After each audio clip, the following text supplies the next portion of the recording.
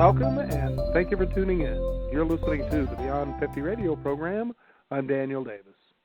On the program today, we're going to be exploring an issue that many of us know about, and when we even hear the word, especially when it comes our direction, is something that we shiver, shake, and feel dread.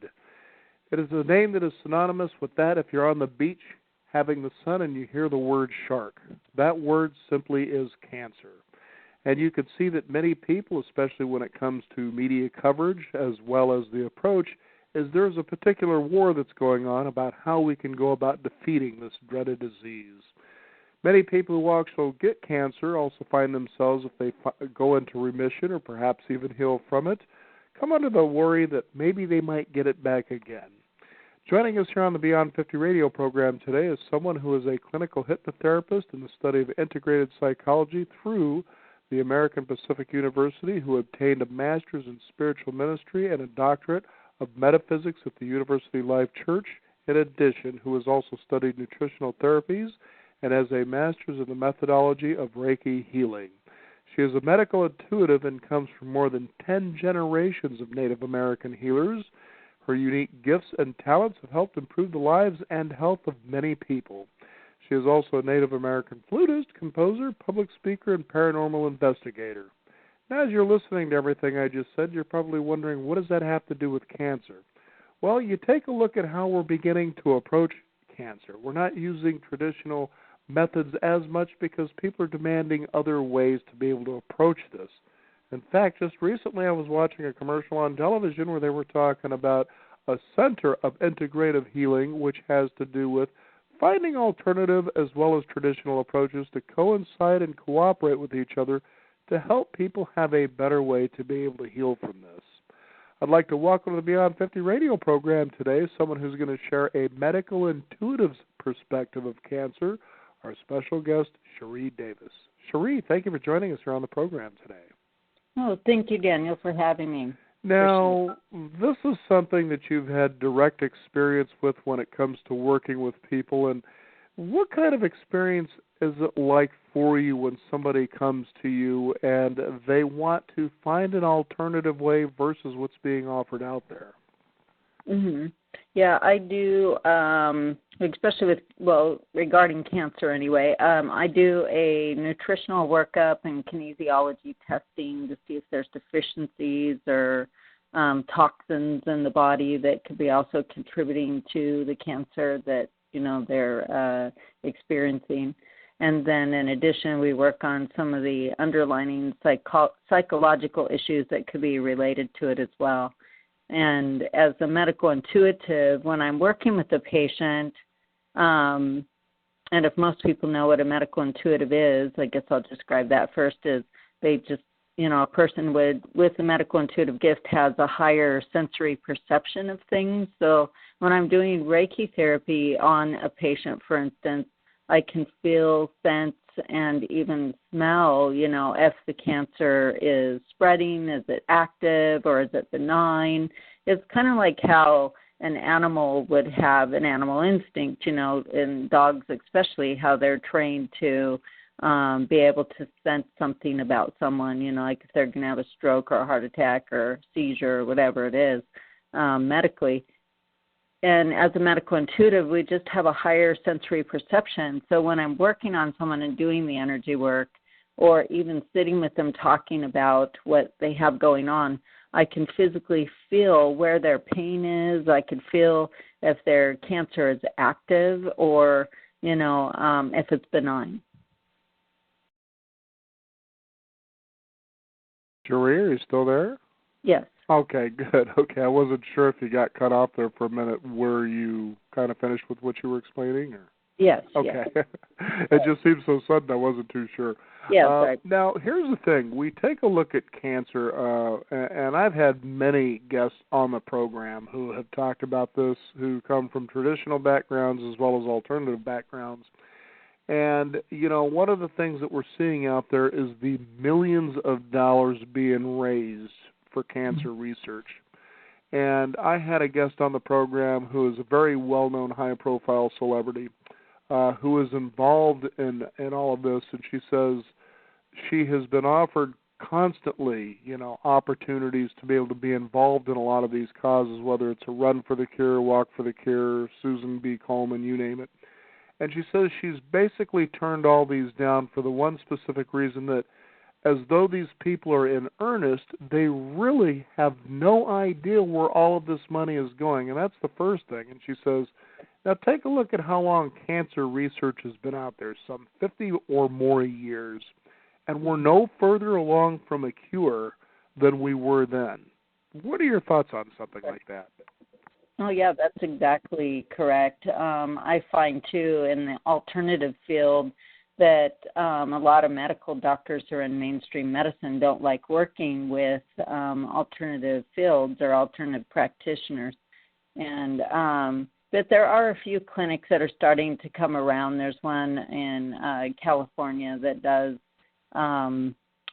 Western medicine and Eastern medicine theories, so some of them are actually starting to become a little bit more turned around and alternative minded, even though they don't understand the studies. The problem is with it is, the medical doctors are trained in Western medicine and medications. They're not trained in, treating the body as a whole in the perspective of deficiencies or, healing the cell or, trying to figure out a way to allow your immune system to do what it needs to do to eradicate cancer or damaged cells or toxins in the body that could also be contributing to the cancer issue. And so, but I find that even, as an alternative practitioner myself, that I find that I work more in general or will get referrals more from other doctors that are naturopaths. I usually won't get anything as a referral for a patient from a medical doctor or from their oncologist.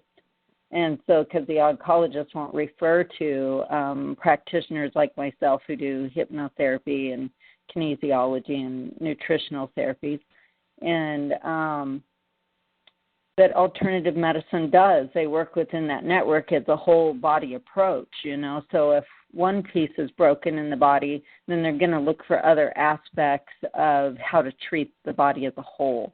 So whether it's emotional or physical or, deficiency or some other issue that could be going on in the body. And so often I will find that patients that do come to me, they'll say, oh, I met another person that was there for their therapy and they told me about you, but the doctor never told them anything, about these other alternatives. It's usually word of mouth through patients or resources that I have out there. Now, this next question I want to ask, and the reason I'm asking it isn't so much, about going against the grain, but it really is about an understanding, I suppose, for our listeners as to why in traditional medicine they do this. They sort of, I wouldn't say hide the truth. Maybe they just don't know that's out there, or they hide the other possibilities, or just don't talk about them. What do you think it is? Well, I think it's just that they're not educated in the understanding of knowing how like hypnotherapy and alternative medicine can help with the whole body approach of healing your body or turning off those receptor cells that are creating or cloning the cancer. And what you'll find is because cancer lives in the membranes of the cells and continues to clone itself, but then it has what's called the myelin sheath coating over it, which hides it from the killer T cells in your body. So the killer T cells, myophage, go out and clean up those cells and eradicate the cancer or viruses, from your body. But if the cell is being coated and those killer T cells can't see that damaged cell, then it's impossible for it to clean it out of the cell and eradicate it. Unless you have an approach where you're taking an alternative medicine or something else that can, clean that up and allow for your natural immune system to go in and recognize those damaged cells in the body. And there are alternative approaches to that, so there's a lot of alternative medicines that I use in my own practice that can help cancer patients be able to heal their body a little faster. And I wouldn't, you can't really say it's a cure because it isn't. Cancer constantly lives in the body. but it does help to,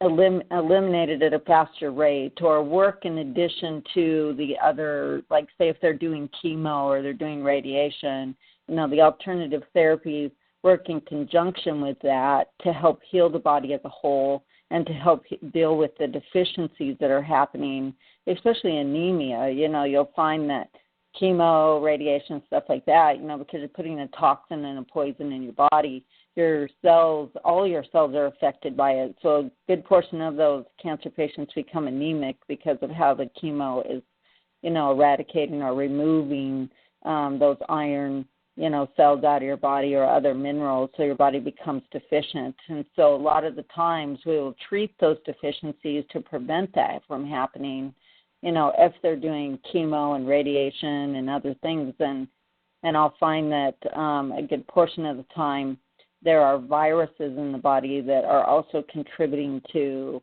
some of the issues that are happening with the cancer. As I see it more and more these days, I find more people that had a previous exposure to Epstein-Barr, mono, herpes virus that is also present in the body that can also, damage those cells over time and cause your body to, create these higher rates of cancer cells in the body. But there's other factors to cancer being the fact there as well, genetically, and being exposed to toxins and other things.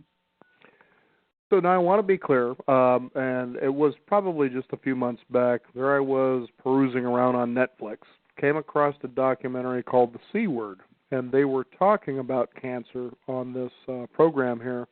And they had said something within here, and it sounds to me like you just said the very same thing, that cancer actually exists in everybody. Mm-hmm. But it is a matter of keeping the body's immune system to the level that you were born to have that basically eradicates it pretty easily. That when the point comes that immune system becomes compromised, if you will, whether it's through improper nutrition, you're not exercising, mental state, these things that we naturally should be doing for ourselves to have an improved or better quality of life, then you start opening the opportunity for cancer to become alive and to become more dominant because that immune system isn't basically out there looking for the wildfires, if you will. Mm-hmm. Yeah, that's correct. Yeah, because I find that so many, and another thing that I'm always having to educate patients on is their diet. What are they eating? Are they exercising? How is their emotional, mental state? And if they're living in a very toxic environment, again, your body starts to turn against itself. It becomes depressed or suppressed, and that can suppress the cells too if your emotional states are in that condition. And your environment can be very toxic and affect, like say women that I see if they're in abusive situations, they become lethargic, their glandular system starts shutting down, their emotional system starts shutting down, they become depressed, or they get anxiety or suicidal tendencies, when they're in those abusive situations. But what happens is their, cellular function starts kind of turning itself off or becomes unhealthy, basically, and until they are allow themselves to get out of that situation and get into a place that's much healthier, then they no longer have the depression, and their body feels better all in all. So because the energy around us is just as important as what we're putting into our body as well. And I do educate the patients on their diets, because what I find so often is they will come to me and say, why didn't my medical doctor tell me that I shouldn't be having sugar and carbs? And so, because they don't educate you on the nutritional aspects of how to treat the cancer. They're more trained in the Western theories of let's just drug it up and cut it out, instead of treating the body as a whole nutritionally. And so often, and two, I will tell the patient, because cancer cancer feeds off of sugars. So, for instance, if they have diabetic issues or they have a high glucose count in the body, then we've got to work with that in order to bring down that sugar load in the body so that the cancer doesn't keep feeding off of those cells. And two, not having carbs, because carbs convert into sugar, and then all that does is, create that feeding fest for the cancer cells to live. And then finding ways to, like for instance, I had a patient that had a rectal tumor cancer, and I kept telling her, I said, have you ever heard of a therapy called vein cryotherapy? And so there was a clinic out in California that does that therapy and does the, to freeze the cancer and everything. So anyway, so when she went to Dr. Stryker educated her on what it was and told her, oh, yeah, we can do the cryotherapy on the vein so that we can stop the blood flow to the tumor so that it's no longer growing, because it no longer has the ability to feed off of those cells if the veins are cut off to the tumor. And so then in addition, we still have to treat the body as a whole nutritionally, because, again, if your cells are leaching off of the tumors are leaching off of the blood sugars in the body or any other cell or carbohydrates, and it's just going to keep manifesting and growing and possibly go into other parts of the body. So I do have to educate them on their diet and how important that is, and how, caffeine can affect the receptors and the cells in the body, allow the cancer to continue to grow even faster because it speeds up that respiratory system. And then in addition, the lymphatic system, flushing and cleansing and getting rid of toxins in the system. And so I put them on a whole body vibration plate that I have at my office to increase lymphatic flushing, and having them drink a lot of water and do greens and healthy foods and raw foods and things that, have, are less sugar and carb-based foods, so that they're not continuing to feed the cancer altogether, or allowing it to grow and manifest in other parts of the body. And so that's just as important. And like I said, every single patient that I've seen that has cancer will tell me, why didn't my medical doctor educate me on my diet and what I should eat? And I'll hear these patients constantly tell me, oh, my doctor said it's okay to eat anything I want. And when they're having chemo, they give them candy, they give them cookies, they give them all this stuff. Oh, boy. And I'm sitting there going, are you kidding me? So you're just feeding your cancer, And so they'll tell me these things, and I'm just so appalled at the fact that the, oncologists don't understand how cancer feeds off of sugar, carbs, all these things that they're giving them. We had a guest on our program who talked about how he helped to reverse his mom's emphysema. Mm-hmm. And she was actually in her early 70s and at stage 4, dragging around an oxygen bottle. That's how severe it was. Mm. And so this was a guy who was an engineer. He wasn't a doctor, but he took a look at this from an engineering perspective. And one of the things that he noticed about the cells, I guess, if you will, and the same thing I think really goes for cancer too, is we've had, again, guests who are both from traditional backgrounds as well as integrative or non-traditional backgrounds, and they said, you take a look at a cancer cell and how it's actually constructed, and you'll notice that it has more receptors than the average cell, and these are mostly based on, these receptors are for reaching out and finding and absorbing sugar, okay? Mm-hmm. And I thought, wow, that's kind of curious. So the fact is if you were to eliminate sugar, and we're talking, mostly the processed sugar, mm-hmm. then you should be able to starve this disease right out of the body. And I thought, that was kind of curious there, mm-hmm. Because of the simplicity of it. There wasn't a complexity to what cancer was anymore.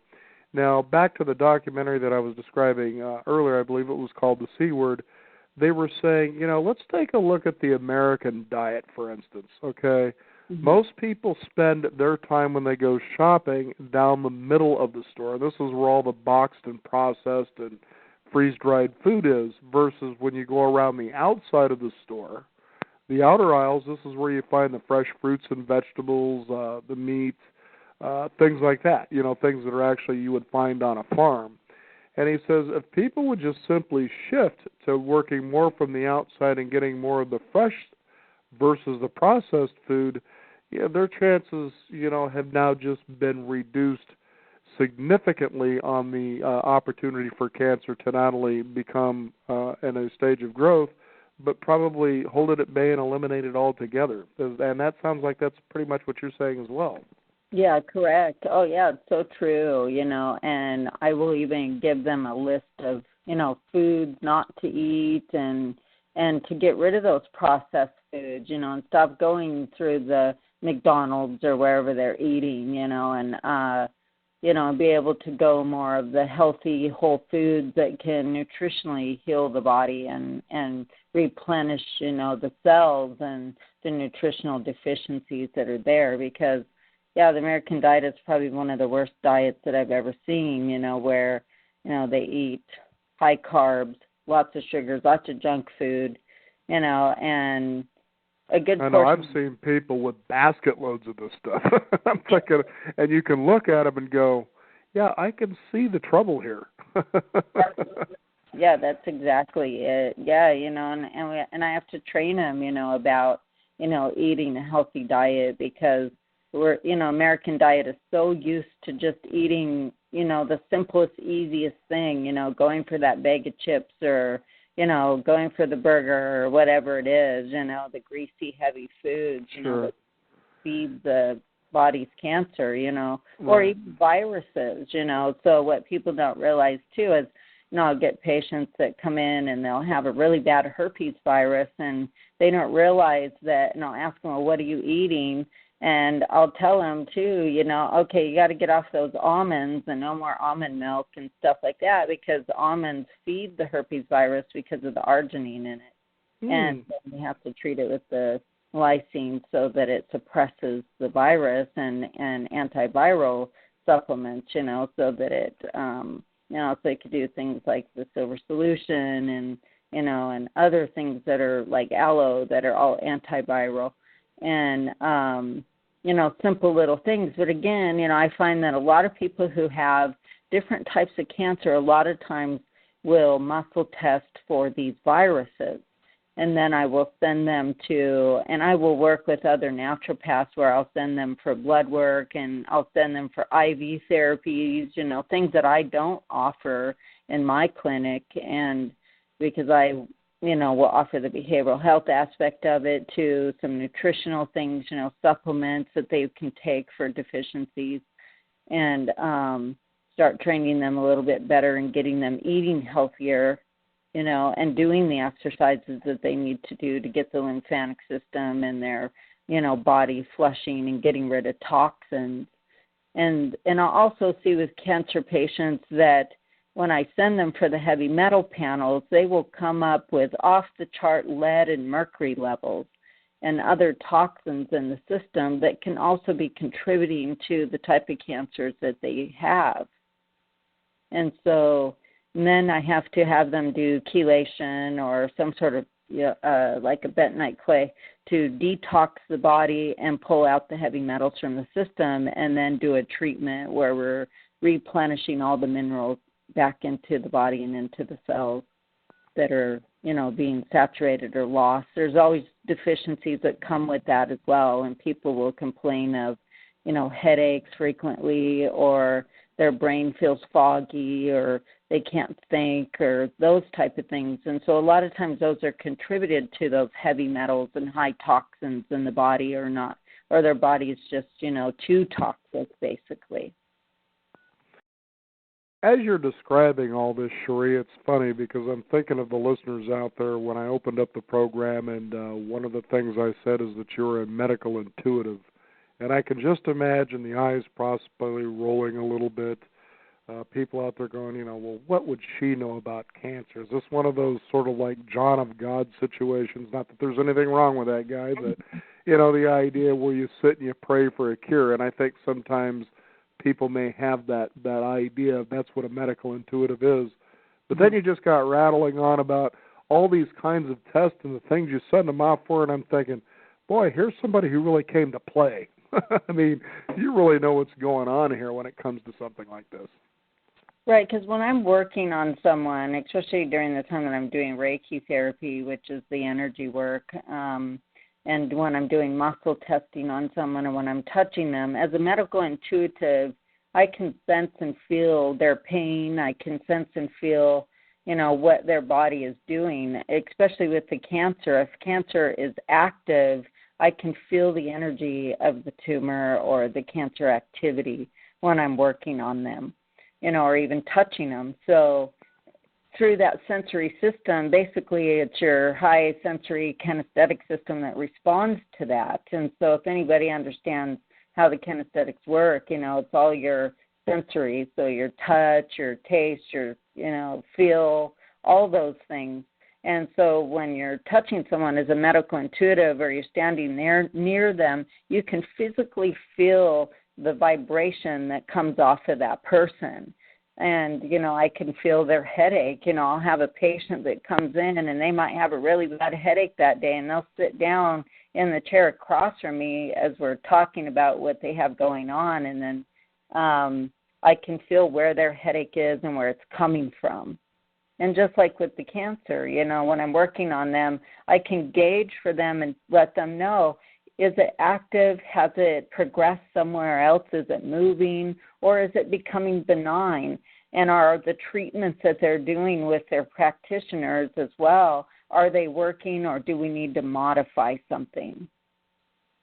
And so basically I work with their specialists, their oncologists as well, their naturopaths, to gauge and make sure that what treatments they're doing, I'll have them bring me a list and we'll muscle test on that list and their supplements, and they usually will bring me huge bags of supplements that they're taking and medications, and I'll muscle test them and do the kinesiology therapies and see, is there anything counteracting? Is there anything that we need to change in what they're taking? Because so often I will find that even some of the practitioners that are giving the stuff, they'll just trust the supplement company to say, oh, yeah, this is what this treats, that then maybe as an individual, that patient doesn't react well to that supplement because there might be one thing in it that they may be having a counter reaction to. So it's basically being able to sense and really feel what is that patient's body going through, and being able to sense and feel it and know exactly how it feels for them, especially when they're dealing with the stress and the anxieties that come with it as well. Luckily, because I'm a behavioral health therapist, in addition, I can treat kind of the emotional aspects of it to the physical stuff that is going on, in addition through the nutritional training and through the kinesiology testing, and then being able to sense and see through, when I'm working on them, to be able to feel, sense, and see what it is, how the cancer is progressing, or is it becoming more benign, or is it slowing down, or is it, manifesting somewhere else. I'm glad you brought up the behavioral component of this, and the reason is earlier you mentioned how people tend to reach out for that fast food, something that's quick and easy, really takes very little effort, I guess, to prepare outside of ordering it. And we're having a guest coming back on the program, and this is somebody who's very well known throughout the world, actually. He is author of more than 300 books, and one of his jobs earlier in his life was that he was with the FBI. He was a criminologist. He was somebody who actually studied and implemented the lie detection. So, this is somebody who really understands how the human psyche and the human mind and behavior is. And he was someone that I remember hearing on a radio program, and as I was listening to him, I thought, this guy sounds to me like one of them old school self-help gurus. Not one of these flavor of the week kind of guys, but I mean a guy who was really getting to the core of why we do what we do. And so I picked up one of his books, and I'm reading through this, and one of the big things he was really talking about as a cornerstone in this book was subliminal persuasion in advertising. And as he talked about it, we've all heard about sitting in the theater and, they'll flash a little scene of a Coke or popcorn or go to the lobby and get a snack. And a lot of people, have come to basically say, that's nonsense. People don't get influenced by these things. But he talked about how there was a law that was in the process of being put onto the table and possibly passed, that if advertisers used subliminal persuasion in their ads, that they actually had to say there is a subliminal message being played, so that the way the viewer, the listener, would come to know this is occurring. And so what was funny about this is, as it was being put on the table, they actually had sort of a town hall, if you will, and this was in Utah that this occurred.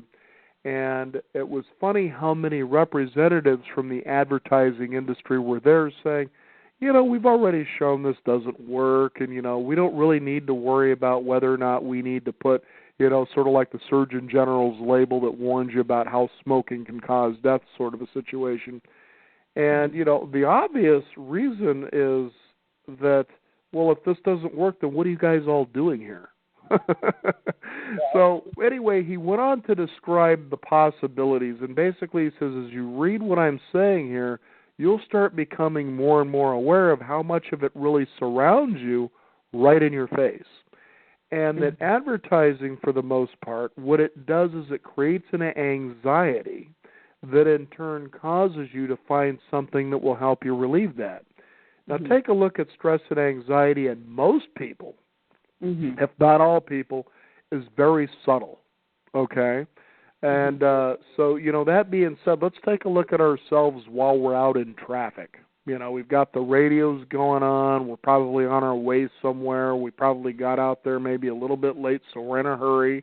We got that subtle anxiety going on, and the next thing you know, there is a fast food place. Now, most people, if not, I would say almost all people, and it's just a guess, go to that drive-thru not because they're hungry, but because somehow reaching out for that food helps them relieve. It comforts them from that subtle or even that high stress they may be feeling. In your opinion, what would you say to something like that? Yeah, generally when I treat patients like that, it's considered kind of an emotional eating, basically. At that time it's their drive. It's, something that they need. It's their go-to, basically, for releasing that stress instead of coping with it in other ways. Generally, when I see patients that are doing that and have those kind of patterns, and I try to train them to do some deep breathing or put on some relaxing music that will help them get through that stressful drive or tension that they're going through at that time, and to not gravitate to something that could possibly harm their body or cause obesity and things like that, And so a lot of times that is more of an emotional drive to go and have that as a need to, fulfill whatever the stress is that they're going through at that moment, And so like with hypnotherapy and even with NLP therapy that I do, it's helping to modify some of the behavioral aspects of the emotional eating, or even what they're going through, like anxiety, depression, high stress tension moments, especially with cancer patients. They go through a lot of, emotional things. If you really think about when you have cancer, I mean, you're worrying, you're stressed, a lot of times they'll develop anxiety and depression because of what they're going through emotionally. And so with the hypnosis and with the traditional counseling that I do in the NLP therapy, it helps them get through that a little bit better and not have to stress over it as much. It helps them relax. It helps them get to a better point mentally, that they can see that there's other alternatives that they could go to not have to stress over as much, over what they're experiencing, basically. And I'm so glad you brought up the behavioral component, because I believe that we have come to a world that seems to, and this guest I was talking about here, he's very hardcore about, that they should not being allowing the industry, and that is the advertising industry, to basically sell sickness. And so people might say, what do you mean cell sickness? Well, think about when you're watching television programming, and I'm seeing this quite a bit too, but it's been out there for quite a long time, especially with the pharmaceutical industry. Excuse me. But for instance, here's one commercial that I've began seeing a lot in the last couple of years. If you're over the age of 50 and you're a male, chances are 1 in 2 of you will get prostate cancer. Okay, gee whiz. Okay, so you're saying 50% of the males who are 50 years and older stand a chance at getting prostate cancer. Okay, and that's what's deliberately being said. I'm not making this up. Yeah. And I think to myself, the first question I have is, where are you getting this pool from? I mean, are you pulling every American male that's in the United States or in the world? I mean, where's this 1 in 2 coming from is the first question I ask. And how do you know what you're saying is true? But, of course, they don't say any of that. Then the next step is, then you should go and you should do this. And generally it's tied to a supplement. And you see this constantly being pushed at us. It's in newspapers. It's in magazines. No wonder people are thinking themselves to death. Well, even with that said, even supplements, I will tell patients, too, as I test them on things that they're bringing me, often they'll be like, oh, I take this multivitamin, or I take this, iron supplement for whatever, And a lot of the times, too, say if they're taking a they may not need that multivitamin because there might be too much iron in it, or there could be a component of like too much potassium in it. And generally, I'll just tell them, your body, when I'm testing them, your body only needs what you're deficient in, or what your body really needs to be able to absorb to heal itself, or to keep your cells healthy or your organs healthy. But a lot of times, too, if they have stomach issues, they're not absorbing anything. And so it's really, you have to heal the gut, in order to be able to allow your body to start being healthy. And that's by eating better, having better diets, less, greasy, fatty foods that could also contribute. And in addition, with the American diet the way it is, a lot of people have parasites. And so often, when I'm muscle testing them, I'm checking for that, and a good portion of the patients actually come up really high for parasites. So then we have to treat the parasite, issue in order to repair the gut, and then to bring the flora and the digestive enzymes back into balance. And parasites can damage the stomach and cause more of a paralysis of the colon and small intestine or large intestine, wherever it's existing in the gut. And when that happens, then they start developing other issues like polyps, or lining of the gut gets damaged, because the parasite's feeding off of all the minerals and the cells of the gut. And so often we'll have to detox that so that the gut can start working better, and that way they can flush out those parasites. And then, in addition, to treat the cells and the enzymes and probiotics, everything in the floras, in order to heal the lining and and heal those deficiencies that are happening, and then put the minerals back in the body that are also deficient, caused by parasites. And I'll find that a good portion of people that have cancer have parasites and have gut issues. I'm glad you brought that up too as well, Sheree, because we've certainly had a guest or two here on the program where we've talked about gut health. And this is something that you didn't hear about too much 10 years ago, but you're starting to see it come on the horizon and starting to really gain traction. And that is, did you know that most of your immune system can be rebalanced and strengthened if you simply start with that central area? They're also saying, too, and certainly I've read quite a bit about this, and it's been affirmed here on the program, and that's why people out there should continue to listen to what we're at least sharing. These are ways that you can look at this, because as you were saying earlier, it sounds to me like a lot of times these people tend to want to blame their doctors. Well, why didn't my doctor tell me this? This is a show where basically we're at midlife. When are you going to start taking responsibility for your own life? Why didn't you go out and research this yourself? Don't point your fingers and say, oh, it's my doctor's fault I'm in the condition I'm in. You put yourself there, okay? Yeah. We're trying to simply share information to open the door, roll up the window, clean the slate, and say, okay, here's some things that you can go and research. And a lot of these approaches that you and I are talking about today really have very little to almost no side effect outside of a possible, just a good benefit, which is a good thing to think about. How is eating kale going to hurt you? For instance, as a way of looking at it. But the thing is, like back with the gut connection, is they were saying, and it's been said pretty consistently now from people we've had on the program, the mind-gut connection, that you're seeing a rise, for instance, in children who are autistic or at least on the spectrum, ADD, the things like that, is directly now being linked to the condition of the gut, being whether it's healthy or unhealthy, and that just those changes there alone start creating changes, in the brain. And it's pretty phenomenal just to see the simplicity of all of this and how we came to a point that we made it all so complicated that all of us simply say, I don't understand this. I'm going to just surrender my power to somebody who has been educated that I believe knows better than I do.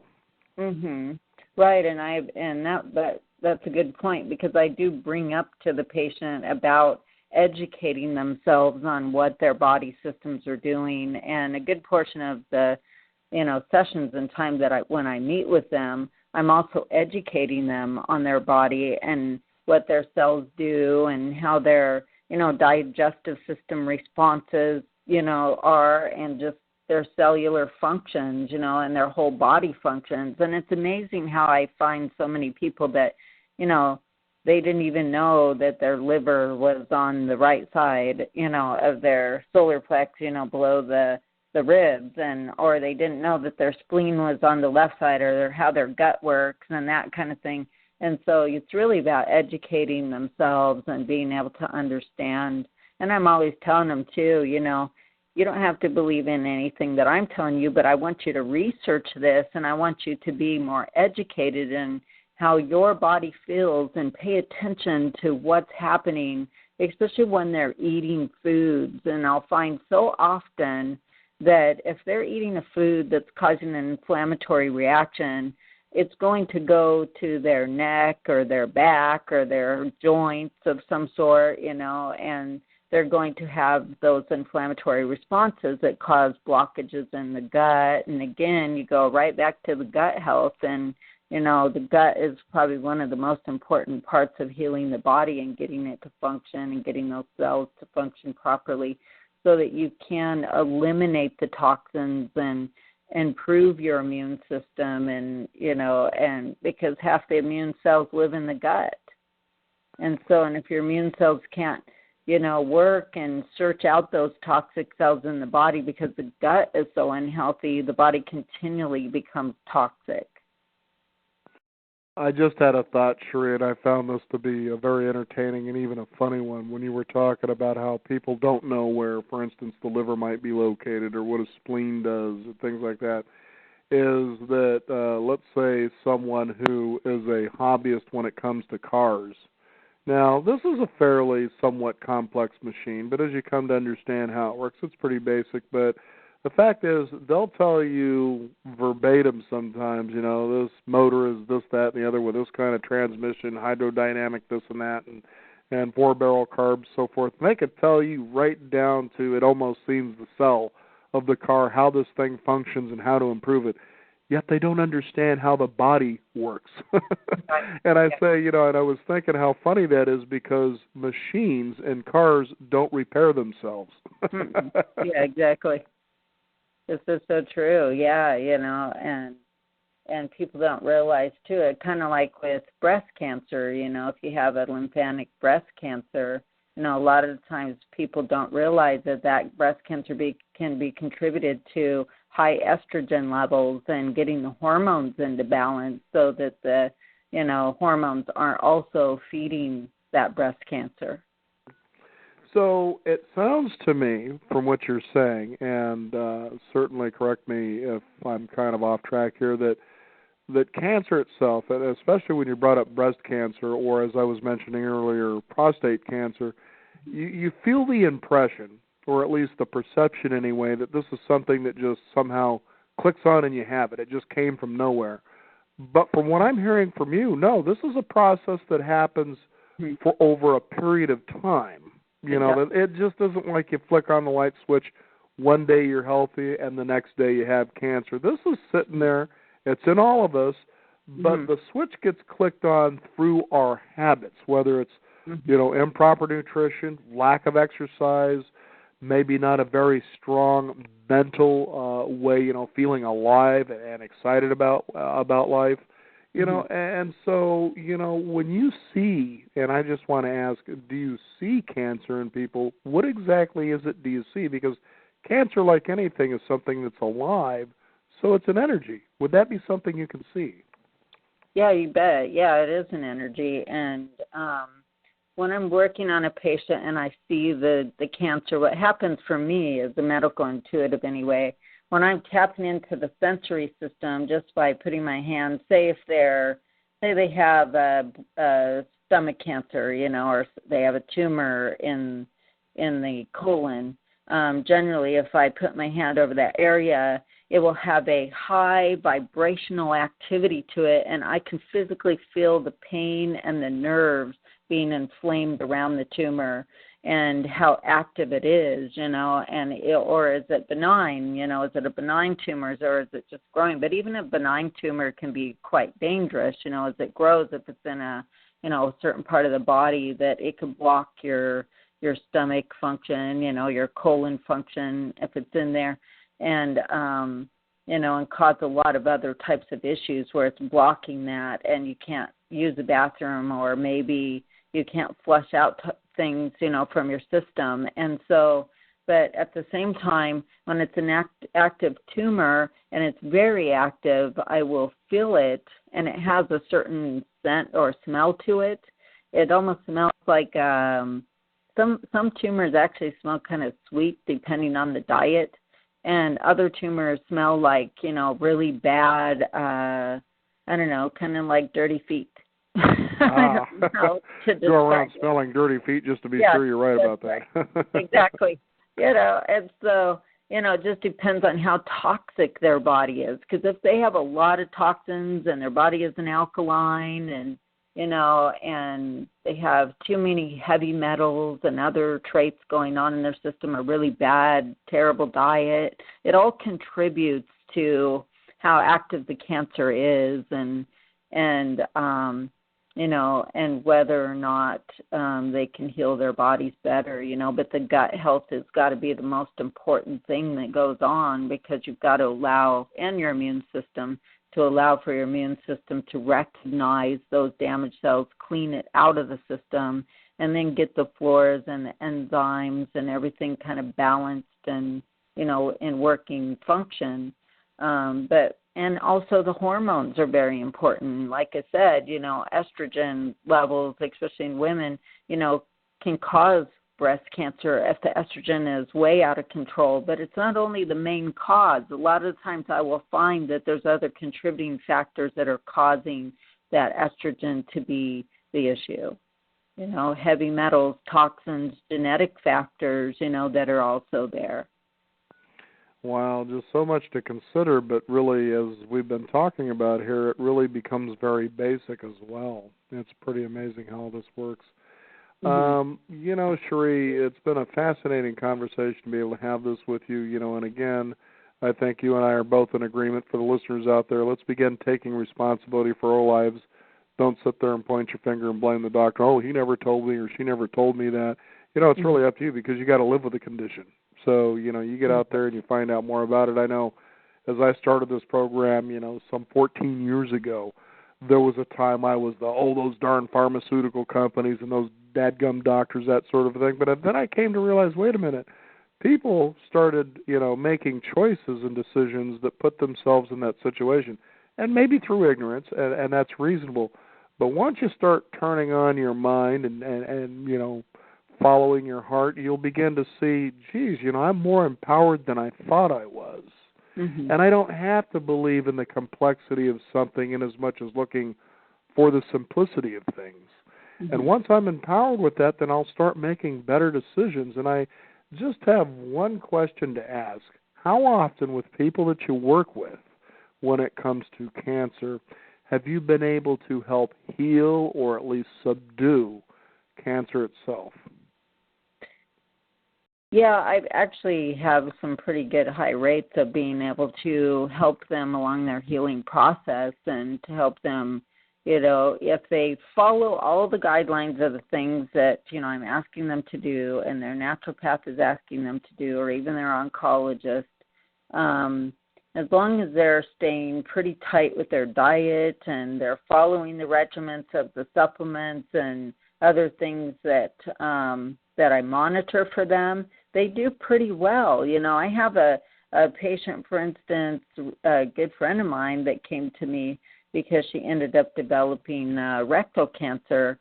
And believe it or not, her rectal cancer is completely gone, and that is very rare. You don't really hear about patients who haven't done surgery or other invasive things to, treat that cancer. She didn't do any chemo, no radiation, no surgeries, and she ended up pretty much curing herself by doing all the things that she was asked to do, and she was very strict on her diet.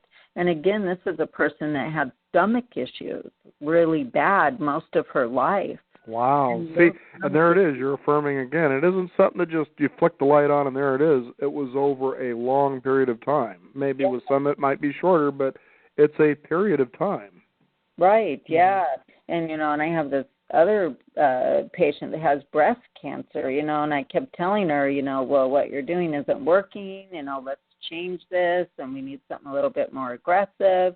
So she finally did what we needed to do, and she was going to Tijuana to get a medication called Rigver over there. And Rigver does work for first stage type some cancers, but not the type of HER2 cancer that she had, which is, more of an estrogen receptor dominant, to creating or causing those cells in the body or in the lymph system to become cancerous. Cancer, yeah, like you said, it just doesn't appear. It happens over time, and there's so many symptoms and so many things that happen in the progression and stages of cancer where the cells start becoming toxic or, the tumors start appearing. When those tumors start appearing, that little tiny cell, or it's like a little seedlet, has been there for a while. It's not like it just all of a sudden bloomed and there it is. Well, Cherie, certainly it's been a wonderful, eye-opening pleasure to have you here on the program to allow people to come to see, what this is all about and to become more empowered about how they can start asking questions, doing better research, and being more proactive in their health as well. For those listening today, how can they get in touch and find out more about your work so maybe they might take a look at a possible coaching session or who knows? Mm-hmm. Yeah, they can find my website at N as in Nancy, W as in William for Northwest, hypnosis.net, or they can reach me at 360-991-2619. And my office is in Vancouver, Washington, in Southeast Vancouver, off of Southeast 1st Street and 164th. So they can call or they can go to the website and also find the location there. Okay. So northwesthypnosis.com? .net. .net. Northwesthypnosis.net is the website. Listeners out there can go and find out more. Cherie, thank you so much for joining us here on the Beyond 50 radio program. Thank you. Appreciate it. We want to thank you, the listeners out there, for joining us. It's always a pleasure to have you in here and participating in the conversation as well. You can also discover more. Visit us at beyond50radio.com. That is the number 50. We encourage you to sign up for a weekly e-newsletter. Find out what's going on in the world of Beyond 50 as well as our upcoming programs. I'm Daniel Davis. Thank you for tuning in. This is the Beyond 50 radio program. And remember, live your day past halfway.